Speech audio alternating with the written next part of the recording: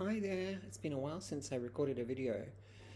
So up early as usual, it is Sunday. It's not as warm as it was yesterday. Yesterday reached 30 and it was a really murky day. Today is only going to be 23 I think, but I can see a pale blue sky at 9 a.m. Um, I'm all dressed and ready for the day. And what have I been doing? Over the weekend, I've read talk, put together PowerPoint slides. Um, I fixed up a chapter that needed some additions as it's being finalised.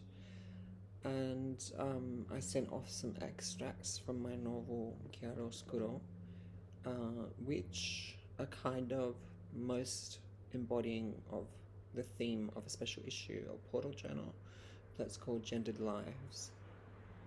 So I've been looking anew at aspects of that novel or novella, and I've been thinking about other parts that could possibly be sent away to different outlets because there's an urgency in the telling, I kid you not. And there's not much like it in Australian literature, I can assure you of that. It's quite exhausting, the whole process of sending out old, new writing. Of course, Chiaroscuro is old, several decades old, but it's still valuable. And it's still well written. Testament to that is that one poem of mine from 30 years ago got accepted, and I mentioned that in another video. It's like back in the 90s, that poem and others were constantly rejected, and we get to 2025 and someone sees value in it. For example, narrative poetry has come a long way, and back in the 90s it wasn't valued. Neither was queer writing, especially from the edges. I don't mean the acceptable sort of notion of white queer boy girl writing. I mean really experimental writing. There are still people who perceive work like mine as not being acceptable.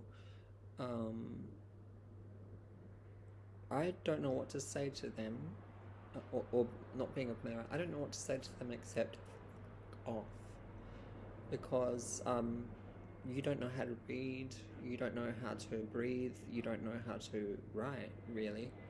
You're just reinforcing certain canonic notions of how people should write and who can be published. So much gatekeeping, not all over the landscape.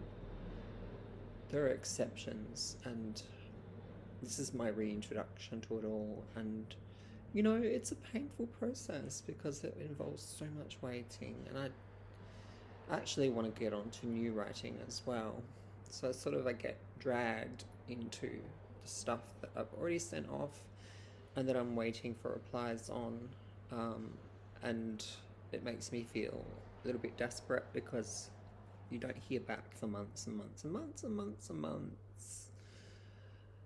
So yeah, and then there's that unintelligibility aspect, and so finding the right fit with the right journal, the right editors, that's the difficulty. It's like a full-time job, honestly. I don't have time for it, and that's why for so long it took a backseat or went on the back burner. But I do have a voice, and I think my voice and my perspective is valuable, like that of other writers, and it's original. So just because certain editors, as I said, don't know how to read, don't know how to breathe, themselves don't really know how to write, and are very middle class, doesn't mean it's not of value. So there's my little manifesto for Sunday. I'll probably do some cooking today. It's not so hot, so that's good. I might go for a walk soon. Do I have any other news? Oh, I'm organising some stuff for a workshop day through the Powerful Stories Network. So as you can see, I'm finding my way, whether that be in the academic work I'm doing or the literary creative work that I'm trying to do and trying to get out there.